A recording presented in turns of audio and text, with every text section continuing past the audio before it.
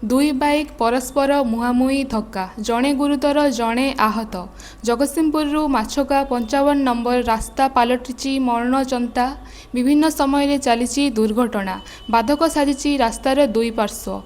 ଗତ ବିଳମ୍ବିତ ରାତିରେ ନାଉଗାଁ ଅଞ୍ଚଳର ଜଣେ ବ୍ୟକ୍ତି OD21L 6838 ନମ୍ବର ଥିବା ବାଇକ୍ରେ ଅତ୍ୟଧିକ ମଦ୍ୟପାନ କରି ଇଟାପଡ଼ା ଛକ ନିକଟରେ ବାଲିକୁଦା ଅଞ୍ଚଳର ଜଣେ ବ୍ୟକ୍ତିଙ୍କ ବାଇକ୍କୁ ସାମ୍ନାସାମ୍ନି ଧକ୍କା ଦେଇଥିଲା, ଯାହା ଫଳରେ ବାଲିକୁଦା ଅଞ୍ଚଳର ବାଇକ୍ ଚାଳକ ଗୁରୁତର ଆହତ ହୋଇଥିବା ବେଳେ ଦୁର୍ଘଟଣା ଘଟାଇଥିବା ଗାଡ଼ି ଚାଳକ ମଧ୍ୟ ଆହତ ହୋଇଥିଲା। ଉପସ୍ଥିତ ଥିବା କିଛି ସହୃଦୟ ବ୍ୟକ୍ତି PCRକୁ ଫୋନ୍ କରିଥିଲେ ଏବଂ ଜଗତସିଂହପୁର ମେଡିକାଲରେ ଭର୍ତ୍ତି କରିଥିଲେ।